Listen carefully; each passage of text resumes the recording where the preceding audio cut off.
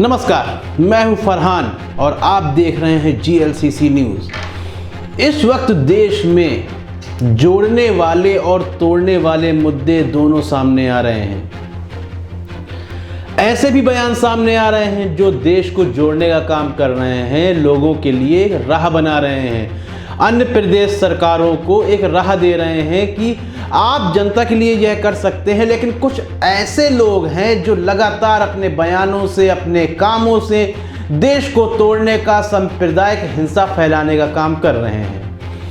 मौजूदा समय में मैं बात करूंगा सुदर्शन न्यूज़ के एंकर सुरेश चौहानके का। वह हर जगह जहां भी जाते हैं उनके पास केवल एक ही मुद्दा होता है कि देश में सांप्रदायिक सौहार्द को कैसे खराब किया जाए, किस तरह से हिंसाएं भड़काई जाएं।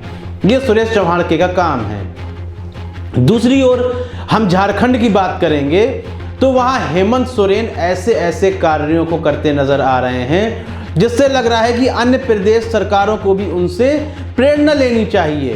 पहले हम बात करते हैं सुरेश चौहानके की। आपने कुछ समय पहले देखा किस तरह हिमाचल प्रदेश में एक दरगाह पर कुदाल चलाई गई, दरगाह को तोड़ फोड़ दिया गया। इससे साफ पता चलता है कि देश में सांप्रदायिक सौहार्द बिगड़ चुका है। अब देश में गंगा जमनी जो तहजीब होती थी उसको बिगाड़ने का काम किया जा रहा है। यह बात खत्म ही नहीं हुई थी कि तुरंत एक मुद्दा और सामने आ जाता है सुदर्शन न्यूज़ के माध्यम से कि जयपुर में, राजस्थान के जयपुर में एक दरगाह है। तो कहा जा रहा था कि उसमें, सुदर्शन न्यूज़ के हवाले से बता रहा हूं कि वहां एक शिव मंदिर था, उस पर एक दरगाह बना दी गई। यानी कि यह काम 2-4-6 महीने पहले या 1 साल पहले हुआ होगा, या गहलोत सरकार में हुआ होगा। उससे पहले तो बीजेपी की सरकार थी। तो साफ बात है कि इसी कुछ दिनों में यह काम हुआ होगा। तो वहाँ पर अब तक जो जनता रह रही थी इस बात से वाकिफ नहीं थी। लेकिन जैसे ही सुदर्शन न्यूज़ में यह समाचार आता है तो यह वीडियो वायरल हो जाते हैं और उस दरगाह के सामने एक भीड़ पहुंच जाती है। लोग व्लॉग बनाने लगते हैं, वीडियोस बनाने लगते हैं, लाइव आते हैं कि कैसे यहाँ पर हिंदुत्व खतरे में है। जो कि एक 2014 से एक भाषण चला आ रहा है कि 15-20% लोगों से एक बहुल जनसंख्या को खतरा है, वह उनको मारेंगे, पीटेंगे, भगा देंगे, अपनी सरकार बना देंगे, भारत को इस्लामिक राष्ट्र बना देंगे। तो जब ये बातें सामने आती हैं तो मुझे हंसी आती है, गुस्सा नहीं आता, हंसी आती है। तो सुदर्शन न्यूज़ ने जो प्रोपेगेंडा चलाया वह इतना फैल गया कि उस दरगाह के पास लोग जाने लगे, यह मांग करने लगे कि इसको हटाया जाए। भाई यहाँ एक शिव मंदिर था। लेकिन जब वहाँ के पुलिस अधीक्षक के पास जाते हैं, पुलिस आयुक्त के पास जाते हैं तो वह बताते हैं कि जब जयपुर का निर्माण हो रहा था, इतना ही नहीं, वहाँ पे जो श्रद्धालु आते हैं उस दरगाह में वह हिंदू और मुसलमान दोनों हैं, अपनी मन्नतें मानते हैं। उसके बाद वहाँ चादर भी चढ़ाते हैं मन्नत पूरी होने के बाद। वो कह रहे हैं कि जब जयपुर का निर्माण हुआ यह दरगाह तब से वहाँ पर है। तो अब आप खुद सोचें कि किस तरह से देश को तोड़ने का काम किया जा रहा है। और जैसे जैसे चुनाव करीब आएंगे इस तरह के मुद्दे आपके पास आएंगे, चाहे वह लिंचिंग के वीडियो हो। अभी मौजूदा समय में रतलाम में एक मुस्लिम बुजुर्ग को पीटा गया, उसकी टोपी उतार कर उसमें पैर रखवाया गया। मसला क्या था कि वह सड़क के किनारे पेशाब कर रहा था। कुछ गुंडे आते हैं। अब ये गुंडों से मैं आपको बताता हूँ कि ये जो किसी न किसी संगठन से जुड़े होते हैं, ये हिंदुत्व के नाम पर आते हैं। और जो सभ्य हिंदुवादी लोग हैं, सभ्य जो देश को विकसित देखना चाहते हैं, हिंदू मुस्लिम सौहार्द को बनाकर चलना चाहते हैं, ये उनका नाम खराब करते हैं। सीधे क्या हेडिंग्स आती हैं? हिंदुत्व। ऐसा नहीं है, ये कुछ गुंडे हैं, हिंदुत्व के नाम पर कार्य करते हैं। उस बूढ़े बुजुर्ग व्यक्ति को उन्होंने पीटा, अब वो परेशान हो गया। तो इसके बाद क्या सामने आया कि हिंदुत्व के नाम पर, अब वो पेशाब कर रहा था, कहते कि हमारे यहाँ पर गाय बैठी हुई है, माता है, आप उसके सामने पेशाब कैसे कर सकते हैं। अब आप यहाँ खुद सोचिए कि गाय को लेकर तमाम कानून बन चुके हैं, किसी भी समुदाय का व्यक्ति हो उस कानून का पालन कर रहा है। लेकिन जब आपको इतना प्रेम है तो आपने गाय को सड़क पर क्यों बैठा रखा है? हिंदुस्तान की तो रीति है, मैं कह रहा हूँ ये नहीं होना चाहिए। सड़क के किनारे पेशाब करना यहाँ पर लगातार चलता है। तो इस नाम पर एक छोटे से मुद्दे को उठा करके आप एक लिंचिंग का रास्ता तैयार कर देते हैं। एक जगह होती है, फिर दूसरी जगह होती है, सांप्रदायिक सौहार्द बिगड़ता है। तो इससे काफ़ी परेशान हैं लोग। अब मुख्य रूप से अल्पसंख्यक समुदाय परेशान हैं।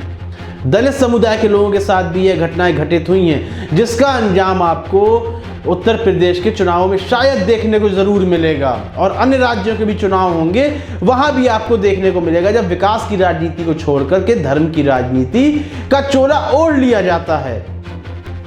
अब मैं बात करूंगा, देश को जोड़ने वाले काम हो रहे हैं यहाँ पर, और इस कार्य से कहीं ना कहीं प्रेरणा लेनी चाहिए सभी राज्यों के मुख्यमंत्री को, कोई भी हो। जैसे अरविंद केजरीवाल ने, आपने देखा, एक शुरुआत की कि हम 200 यूनिट 300 यूनिट बिजली फ्री देंगे।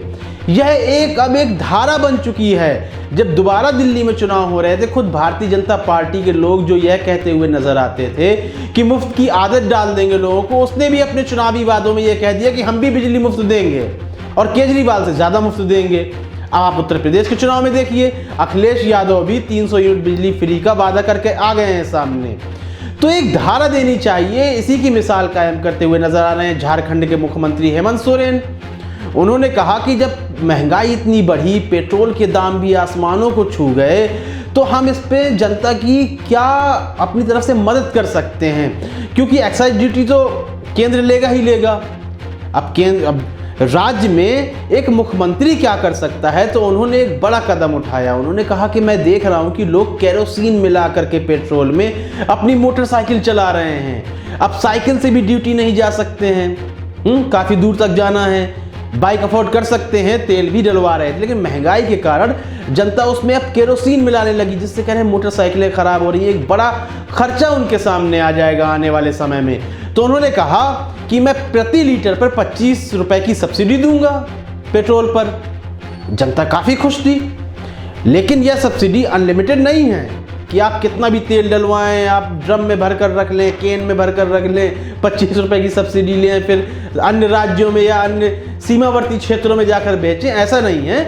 यह अधिकतम 10 लीटर पर आपको सब्सिडी मिलेगी और राशन कार्ड के जरिए। लेकिन यह 26 जनवरी से योजना लागू कर दी गई है। लेकिन यह योजना लागू करने के बाद अभी यह तय नहीं किया गया है कि किस वर्ग के लोग होंगे, कितनी सीमा में लोग आएंगे, किस तरह से उनका एक नामांकन होगा, किस तरह से उनका डेटा कलेक्ट किया जाएगा। इसमें कहीं ना कहीं अभी परेशानी है। ये खुद हेमंत सोरेन ने कहा, यह कोई विपक्ष का ऐसा निशाना नहीं है। उन्होंने कहा कि ये परेशानियां हैं, इसमें इसका खाका तैयार नहीं हुआ है, अभी इसका खाका हम तैयार कर रहे हैं, लेकिन ये योजना हमने लागू कर दी है। इससे लाभान्वित होगी भी जनता। ऐसा नहीं है कि हमने सिर्फ बोल दिया है मौखिक और जनता को लाभ ना मिले, इससे जनता को लाभ भी मिलेगा, यह हेमंत सोरेन ने कहा है। तो ये एक बहुत बड़ी पहल है हेमंत सोरेन की जनता के लिए। यह नहीं कि अन्य सरकारों की तरह कि हम सत्ता पर आसीन हो गए, जो वादे किए थे उनको कह दिया वो तो जुमला था, चुनावी वादा था, यह पूरा नहीं हो सकता है, हम 15 लाख रुपए नहीं दे पाएंगे। उन बातों की तरह यह बात नहीं है। उन्होंने कहा ये लागू कर दिया है और इससे झारखंड की जनता लाभान्वित होगी। तो आप खुद सोचें, जो एक आम व्यक्ति है जो रोज अप डाउन करता है, तो 15 लीटर पेट्रोल पूरे उसका महीने में खर्च होता होगा, 15 से 20 लीटर मान लीजिए, तो 10 लीटर में उसको 25 रुपए की सब्सिडी मिलेगी, यानी 250 रुपए तो वैसे ही बचा लेगा। और जहां इस वक्त महंगाई चरम सीमा पर है, आप देख ही रहे हैं, तो यहाँ एक बड़ा कदम है भाई।